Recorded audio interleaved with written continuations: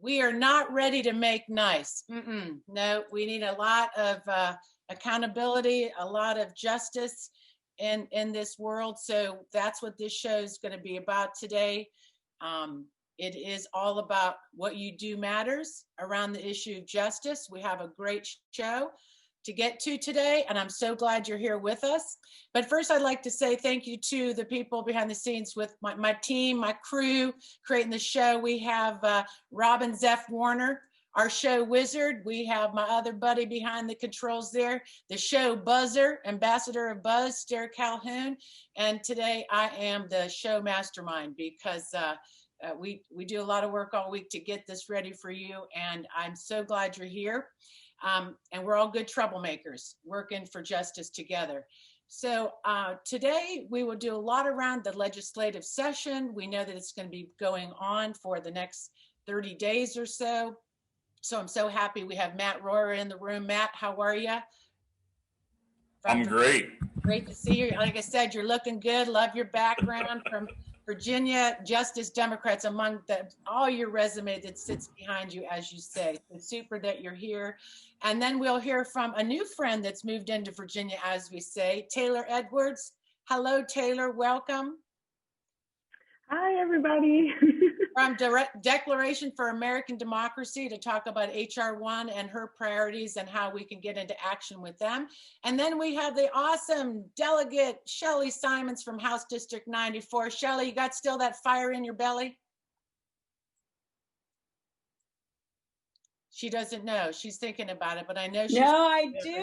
Of course, I got my buttons on. When we vote, girl, we win. Yes, you're saying it exactly. When we vote, we win, and that's definitely the way we roll. We don't go storm capitals. When we vote, we win. Exactly. We go door to door and do stuff like that. Whoever knew, right? So glad you're here, Delegate. I know you're busy, so I'm glad you made some time to talk about environmental justice. So it's all about justice.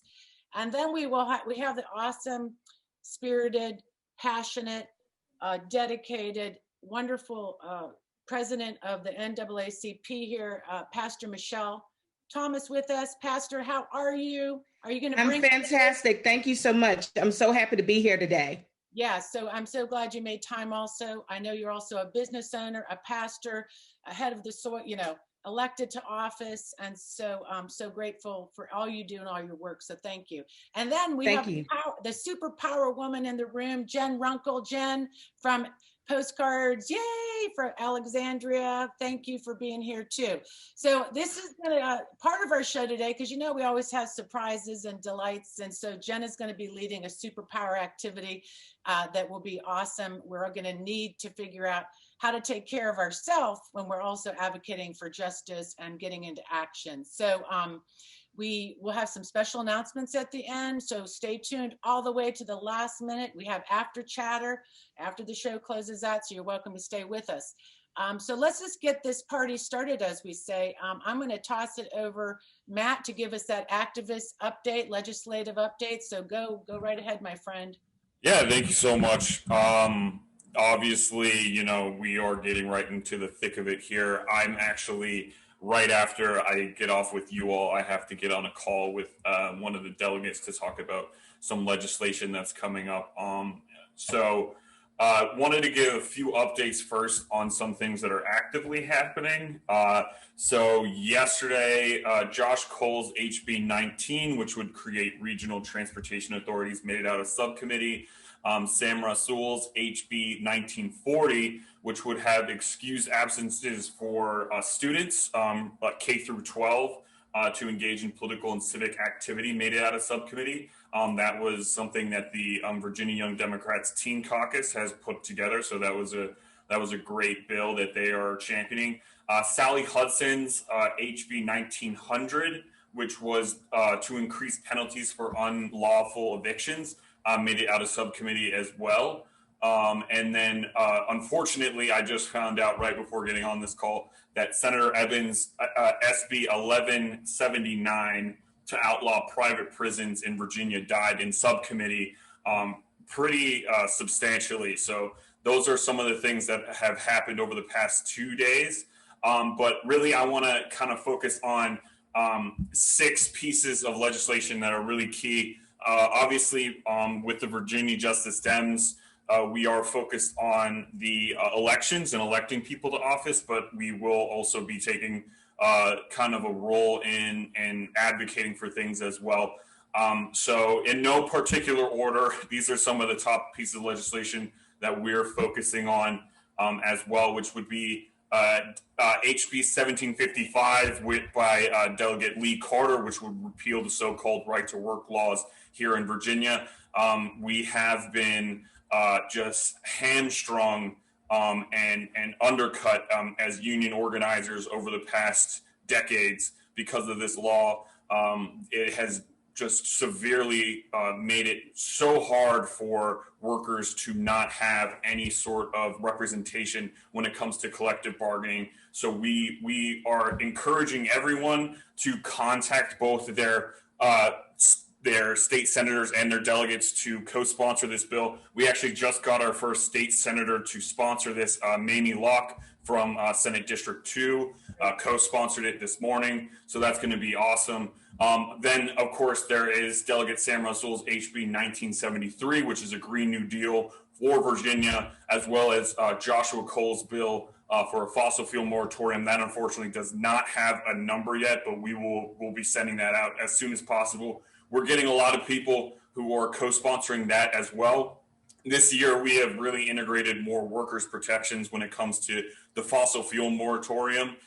We don't have, last year we didn't really have any sort of financial protections for fossil fuel workers who would be losing their jobs if we are weaning off these sources and these projects. So that's going to be a huge improvement, and I'm sure a lot of people will be getting on board with that. So please also, I'm going to send out, with all of these things, I'm going to put in the chat right after this, and I'll also be sending it to the lovely folks over at Network Nova to send out to you all some actions that you can take in order to do that.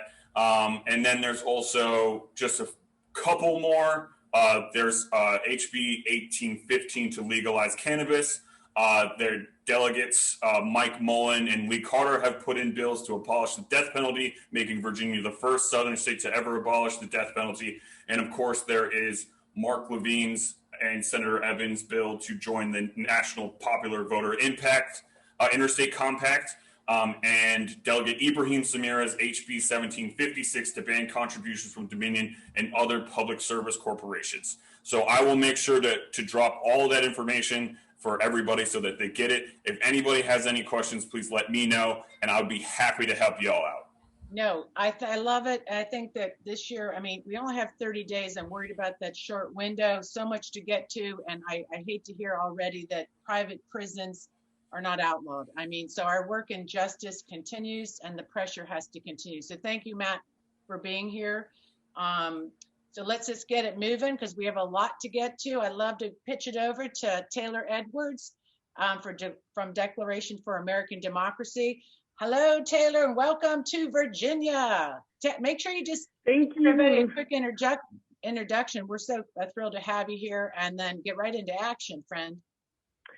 Yeah, thank you so much. I've received such a warm welcome from Virginia, so thank you, everyone. I'm so happy to be here today.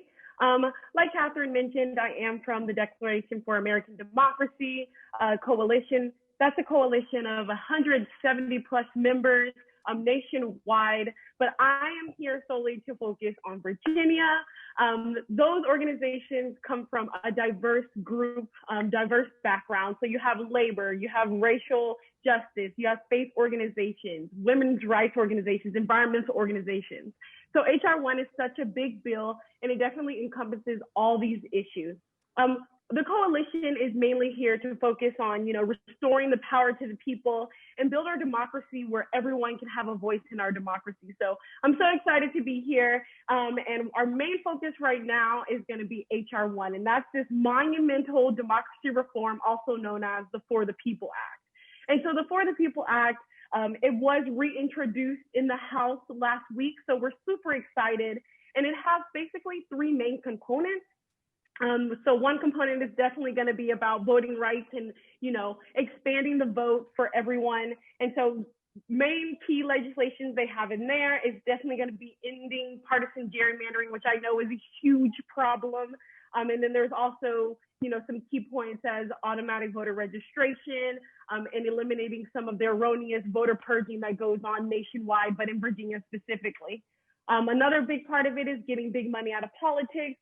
It's going to require, disclosure of donors and following campaign finance laws and enforcing those laws as well. So it definitely helps getting big money and kind of restoring the vote and the voice to the people and not these big corporations. And lastly, the last component that I have here is ending corruption and holding your public officials accountable. And so I know that's what all this is about, justice. That is exactly how we get to our end point and our end goal.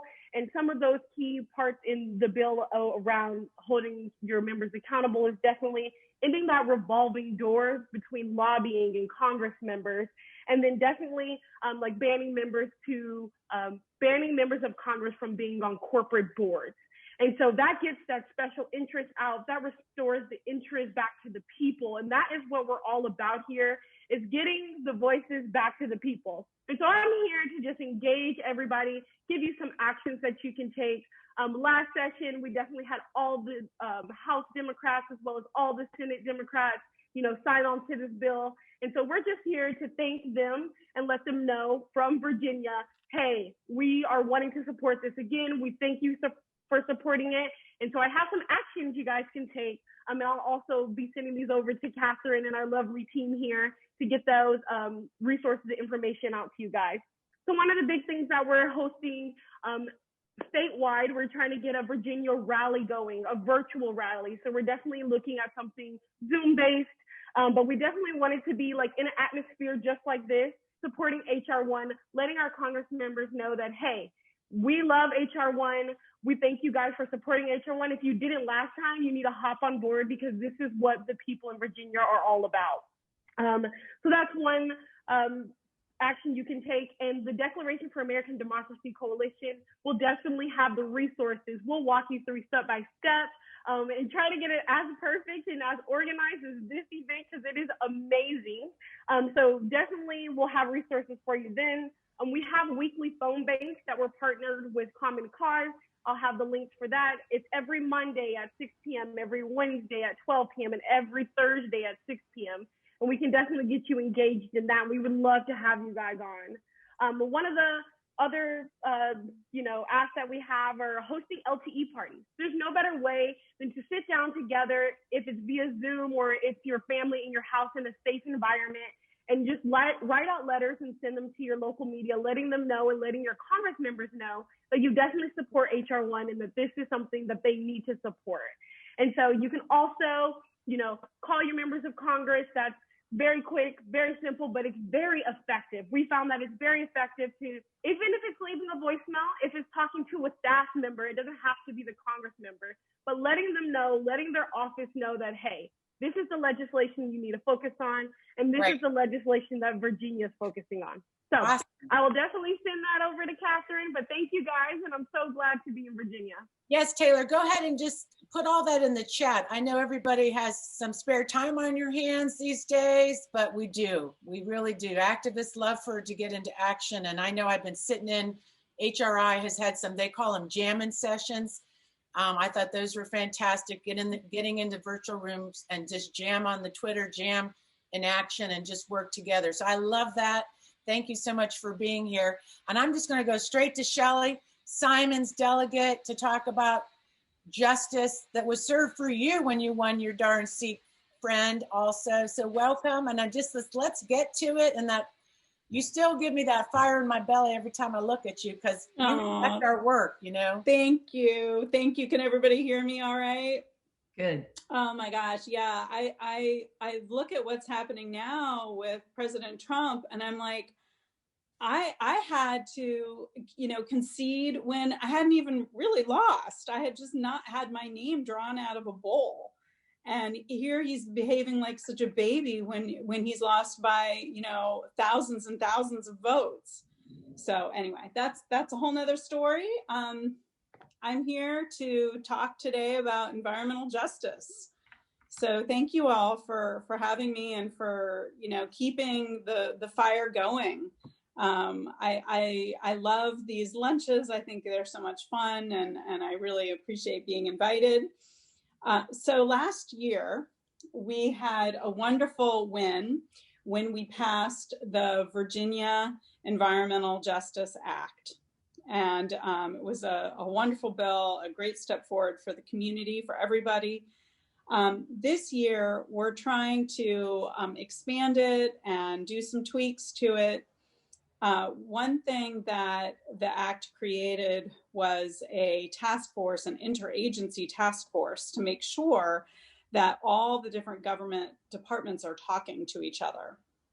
And we want to put that permanently into the Code of Virginia so that DMME, if there's a mine that they're working on, that we make sure that they're talking to other government agencies, and that everybody is putting environmental justice at the forefront of government planning across the government.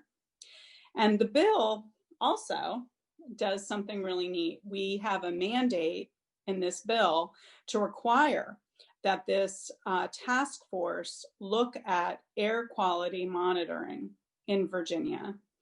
And that is something dear to my heart, because in Newport News, we have much of our city, there's a lot of coal dust.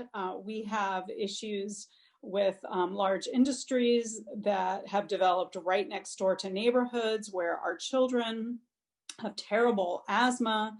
And I've heard about it for years from our school nurses. And when I looked into the air quality monitoring, they told me they were monitoring the air in Hampton at Langley Air Force Base, which is miles and miles away.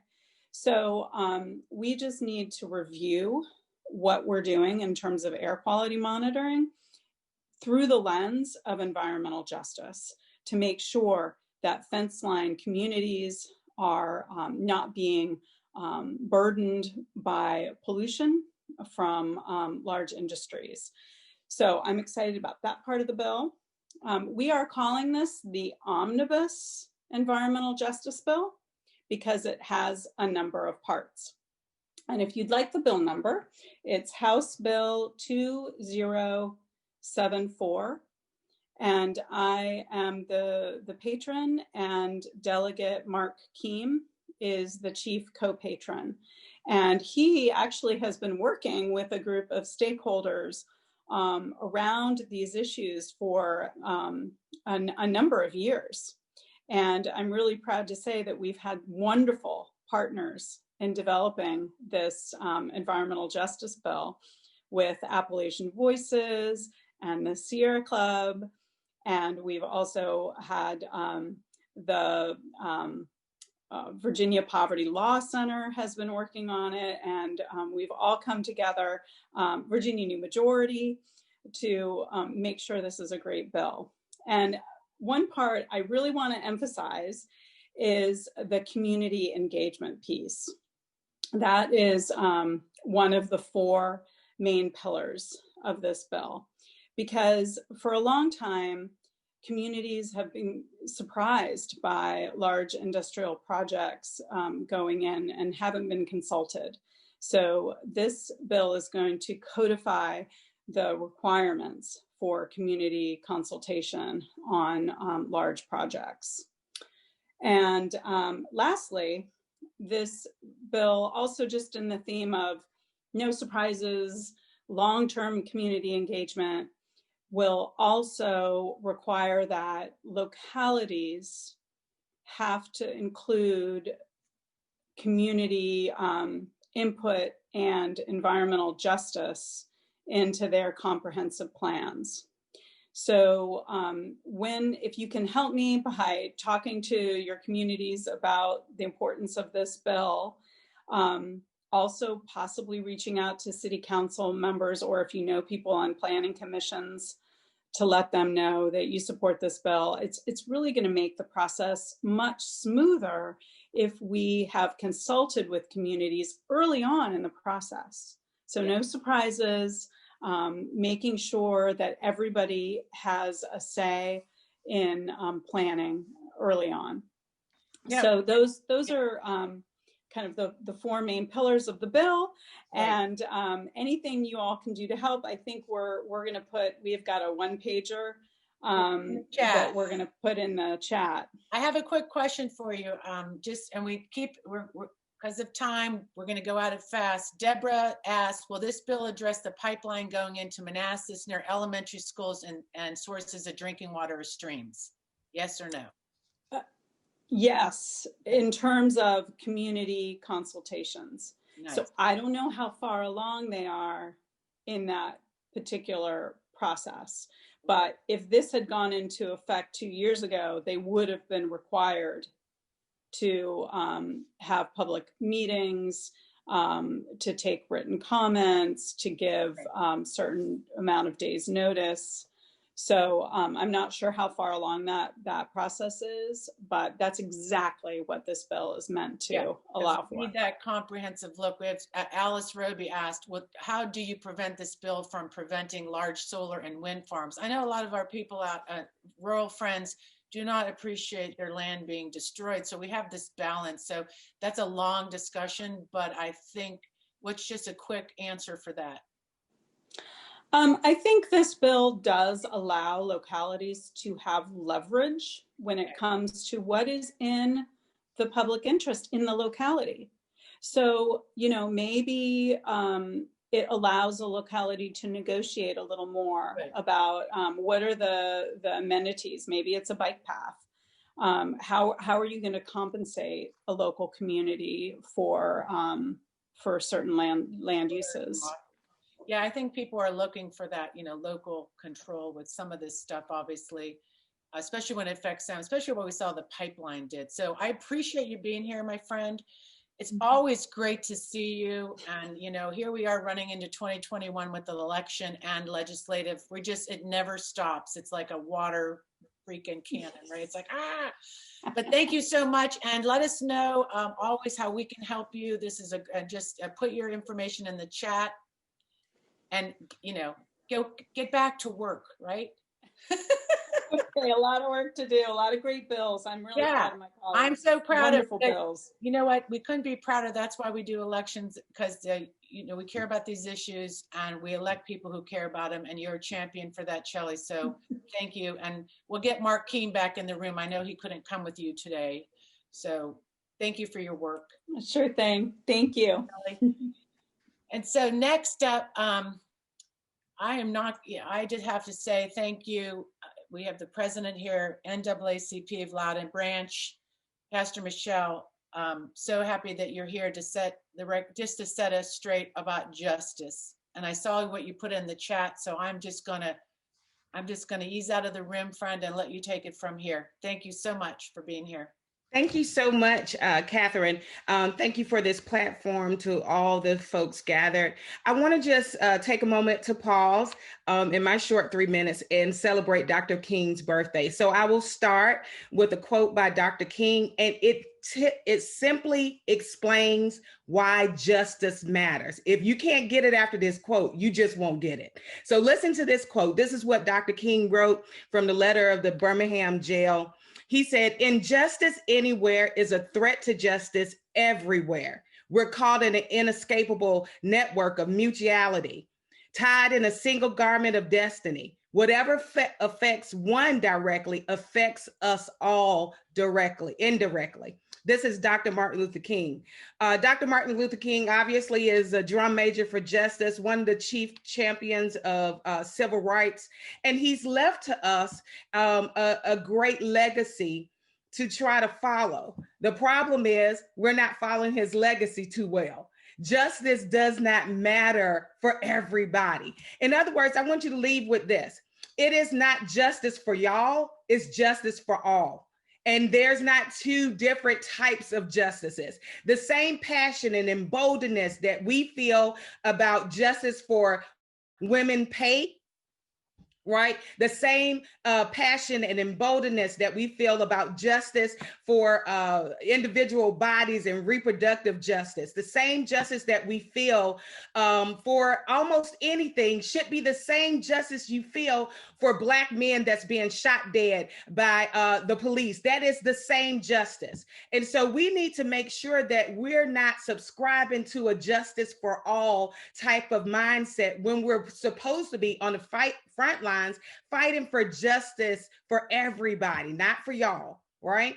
So that's one thing. There's another thing about justice and why it should matter is that if you can't fix what you won't face. Justice is the founding principle of our society, of our free society. We gotta have it. In other words, the absence of justice means we won't have freedom here. And so we have to start thinking about why justice matters without our own pressing issue. It should matter to everybody. Whatever we won't renounce, we will revisit. I want to take you back to a dark time in American history. Actually, not American history, a dark time in German history. A German history in 1923, we have Hitler deciding that he would overthrow the German government. He does a coup just like we saw on Wednesday. They did not deal with it. They would not renounce it. They wouldn't lock him up. They wouldn't do the things that he needed to be done so he wouldn't have the ability to run for office again. And guess what? He rises to power just 11 years later. That's what happens when we don't have injustice. We must fight for justice. Why? Because we will revisit injustice time and time again unless we all start fighting for justice for each other. So I want to encourage you, I want to embolden you to stand up for justice. Obviously, we understand the injustice of the insurrection. What we're not paying attention to in America is that injustice is actually the fruit that started with a root, and the root was racism. And so I want to implore you today to stand up with us, with the NAACP, against David LaRock, Delegate David LaRock,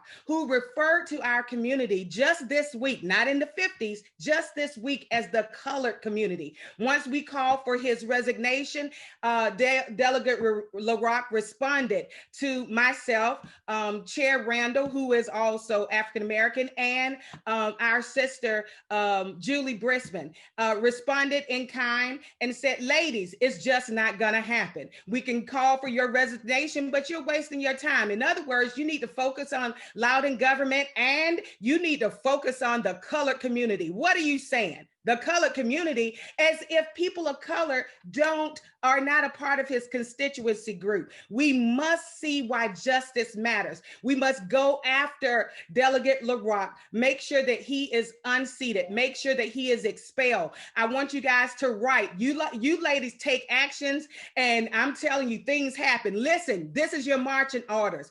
Call Philip Corn, the Speaker of the House. Call the majority leader, Chanel Herron. Call your Loudoun delegation. Everybody from Loudoun that has a voice in the vote, call them. We want them expelled. We cannot tolerate racial injustice. This is your challenge. If justice matters to you, join me on Tuesday, the 19th at 10 o'clock.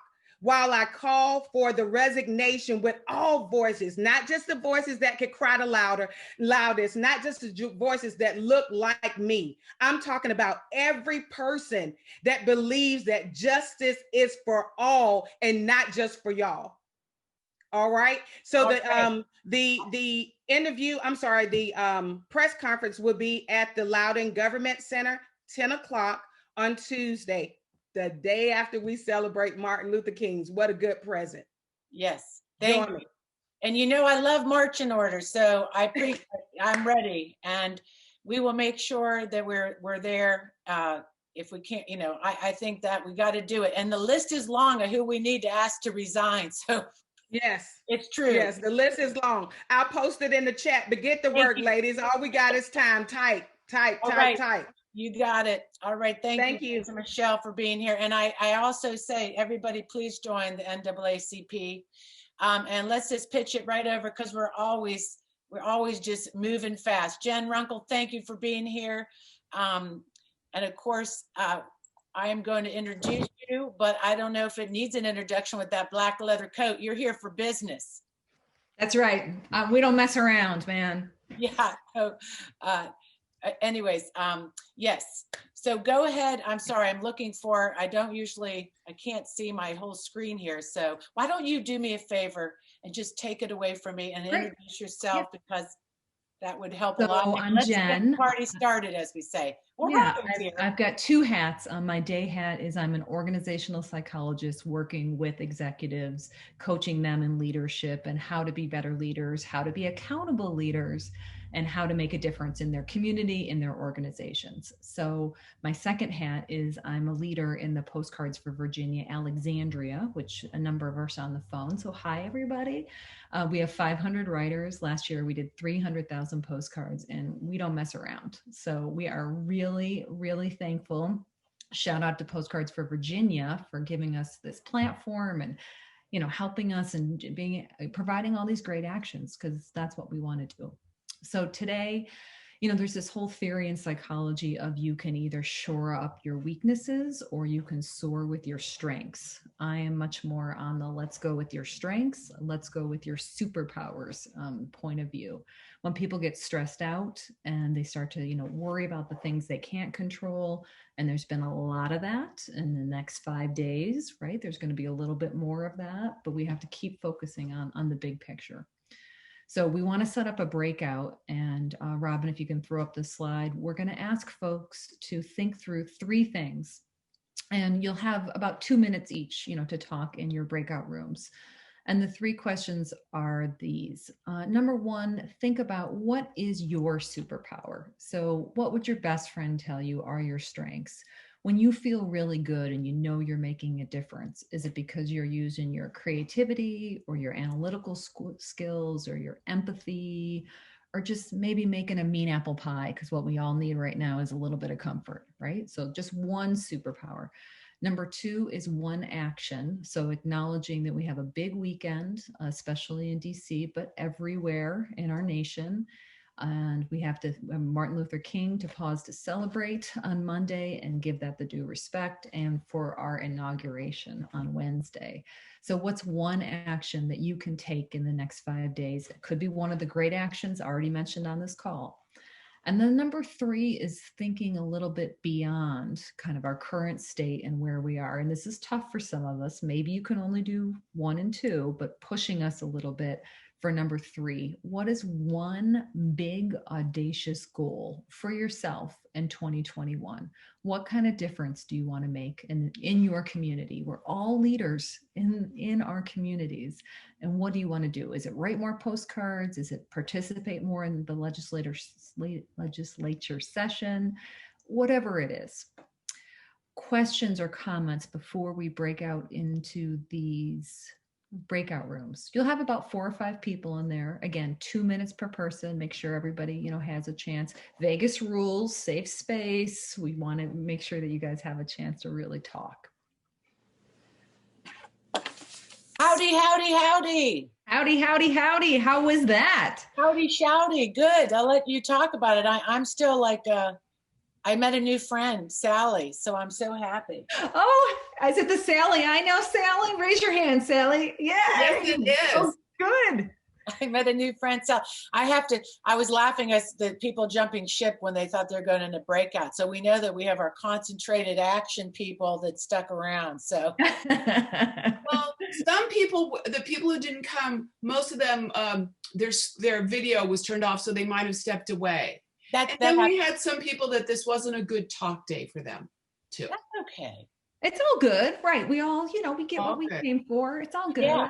Well, you know, hopefully people are coming back, because we are already at 12:47, and I want to make sure that we highlight Diane Dresner is here from talking. Well, we're waiting for people. Diane's going to be on afterwards, so I will wait, Jen. People are coming back, and over to you and Robin. Awesome. So if everybody, could you just add in the chat, what were some of the superpowers that you guys mentioned? So in our group, somebody said kind of empathy and kindness is one that folks, another person said researcher. It's a wonderful librarian who loves analytical and research skills. And I was like, I could use her to think about the effectiveness of postcards, for example. So lots of different things. Passion, we see the ability to pivot as a superpower. These are wonderful. Somebody talking to their legislator, creativity, writing, enthusiasm, these are all great. And so using these and remembering that we have these superpowers and how to use these, you feel better, and it's a contribution to your community, unbelievable. And then we see some of the audacious goals that are coming in too. So one of ours was somebody working on social justice and the,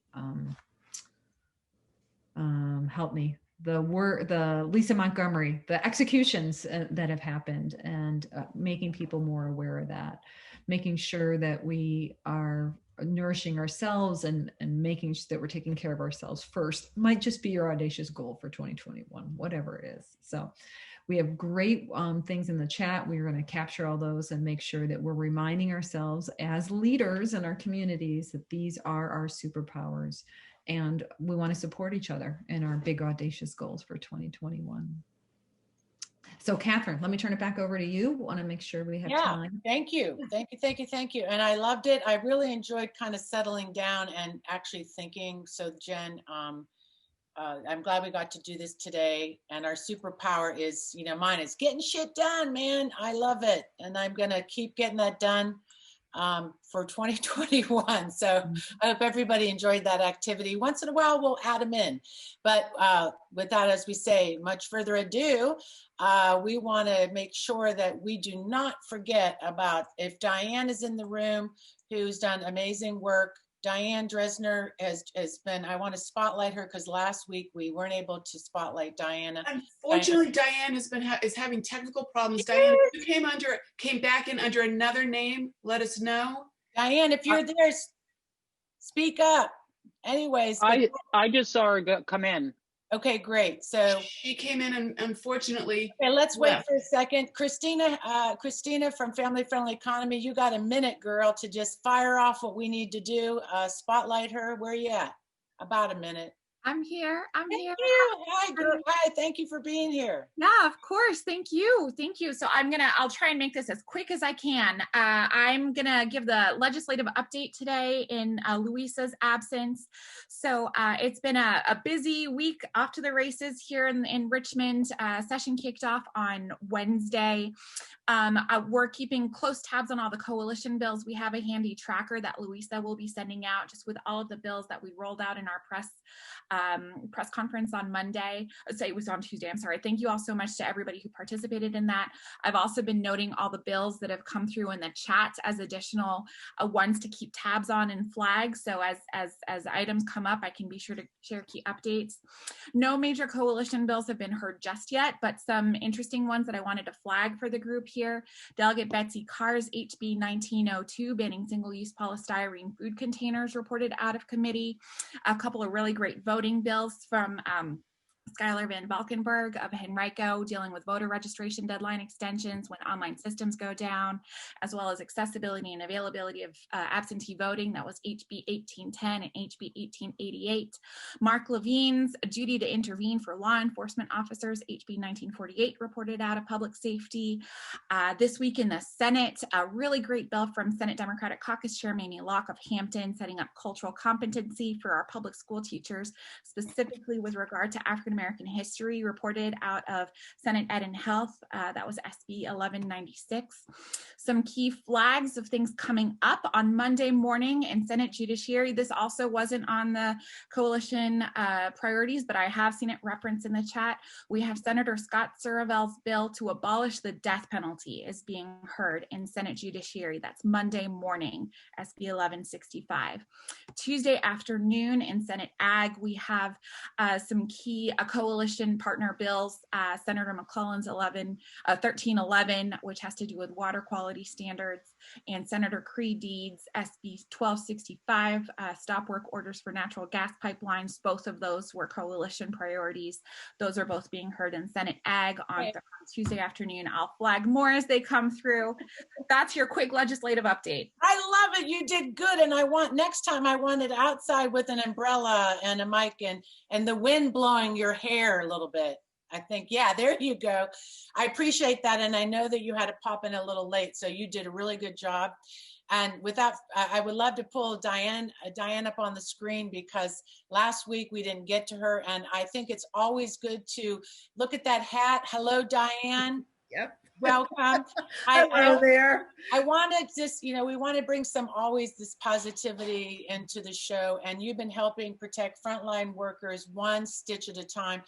Can you just tell us what, I'm going to show a picture, just kind of give us the brief of what you've been doing, and we're just so proud of your work. Sure. Well, this is my activist hat. It's something that I wore protesting a lot at the Kremlin Annex. I'm in Heard and Rested Indivisible and Indivisible 11, and so I'm involved in that. And then here's another little hat.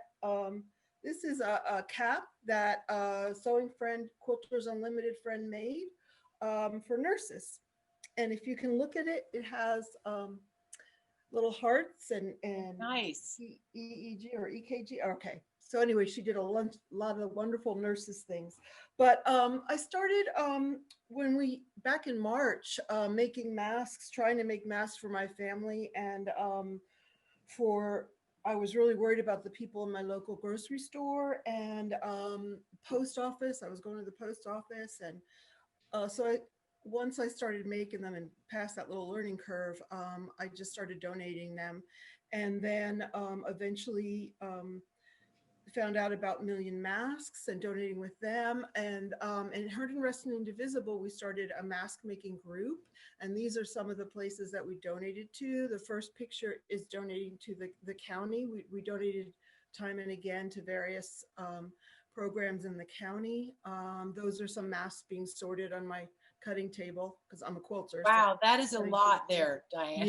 Yeah. And then the one on the right is the National Action Network. We donated actually 750 masks, and 50 face shields are on the top there, just before the Martin Luther King anniversary march and speech they had.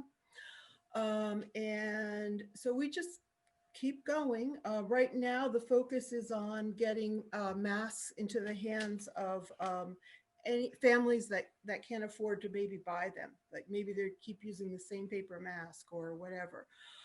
So I started going to Title I schools in the area and giving them to the meals line. Because I figured if people are coming for meals, they probably are the ones who could use masks, and giving them out there and asking the staff to give them out.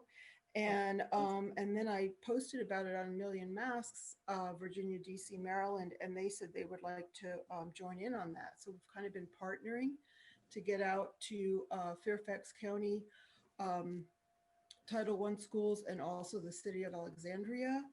And so we're in the middle of working on that. And then also I'm thinking of other ways to get out to the community there. And I'm thinking that since brown and Black people are even more at risk, that I would love to get in touch with either some church leaders, or if anybody has any ideas on who would know where the needs are, and if they would want to accept those masks, etc. Yes. I would love any feedback on that.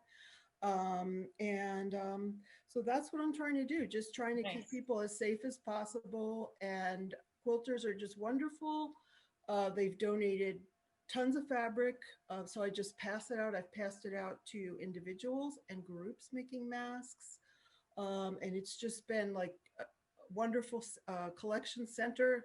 Comes in, it goes out. It comes in, it goes out. On my front porch. I love it. And I'm so glad you were able to come. And I apologize about last week. Oh, that was what we do is so important. And the gifts you have, I love how people put their gifts to work. You are a quilter. I saw your artist work, and to put it into activism, which we know, Robin, creativity into craftivism. So thank you, Diane. And You're very please in welcome. the chat, if you can help Diane, if there's a donation people can make of money or material, please do that in the chat and keep up that good work. All So right. that I love to end with an activist spotlight when we can. And I wanted to also, we kind of, when we kicked off our show on January 1st with all you badasses and our audacious brunch, we also sort of kicked off this idea that, you know, we've been doing this work for 4 years and we wanted to, we are an LLC, we've been in business doing the Women's Summit, doing all of our work, doing our grassroots activity, but this work of programming, we self-fund. So we created this idea of kind of a backer program, and we are kicking off this winter season, we call it, for our programming for the next 2 months, where there's an opportunity to be a early birder, an early backer, a show backer. And over here on my side, you'll see the 17 people that already became backers. And then when we start the subscription, kind of a subscription kind of idea, then you will automatically be rolled into that. It's very, and just to know, that this program will always be open and free and open to the public at no charge, of course. And we do the updates also. There's no cost to that because we love this community. But to do this platform, we got to pay for it. And to move to a better platform, we are ready. This early funding helped us get into a better platform. So we have better pants on, as we say. And when we rolled it first out, we made a little boo-boo, as we said. We called it Be Part of Our Crew, and we had some feedback and people said, but aren't we all part of the crew? And we love that word. So yeah, we're kind of sticking together that people that come to the Power Lunch, we're all in the same crew. We're all in this Power Lunch crew. We just, that's who we are. But the show backer is just a little bit of extra to help us do the work that we need to do. It's not about getting rich or anything like that. It's just really asking for our value. We think we bring a lot to it, and we just love all the work you do. We want to be the voice here of the vast grassroots across Virginia. So that's my pitch. In the chat, you'll see the link that you can go to become an early backer, special perks of being an early backer. And we so appreciate that you think we have value. And that really just kind of empowers us to do our work. We love seeing you in the room too. So more to come on that. And I love our little bird. Don't you love a little bird? And then also, we always have an after chat. I know we're almost at time today. We have an after chat. Feel free to stay with us. And we just sort of like to just have a nice chatter. So please feel free to stay afterwards and talk. And then thank you to all the guests that came today. You make our work a lot easier when you show up, and I love what you're doing. Make sure you do have a goal. Hey, Stair. And Stair has some swag to show us about. Tell us about the Badass Boutique, Miss Buzzer. Thank you, Catherine. Thank you to everybody. Diane, you set me up with the activist jewelry here, so thank you for the hat and for many of those designs that were done by Shireen. So we've got to celebrate, so we can shop. We can shop and we can look good. All right, so here we are, Badass Boutique. We are featuring our new activist jewelry. So I'm wearing some earrings right now. They can also be made into a pendant. They're interchangeable with a magnet. They're really fabulous. And look at those wonderful designs we have. So let's shop. So this is the first page with all of our collection on it. We're also highlighting this new design for our 49th vice president and our 46th president. So we have these two lovely designs. We have, as I said, this new activist jewelry where you can find out more information here. We have our badass beanies. We have inaugural buttons. And what are you going to be toting to the inauguration? How about a commemorative tote bag? Okay. And lots of other goodies here. Take your time looking through this. The main excitement is over here at Jewelry and Swag 2021. Okay, so here we have our hats. Okay, I hope everybody who's gotten their hat who ordered a hat has gotten theirs. Here, this is one of the styles. This was the best seller, this one. Okay, and I also like these other ones as well. We have some jewelry, as I showed you. We've got our Kamala t-shirts. We got it all.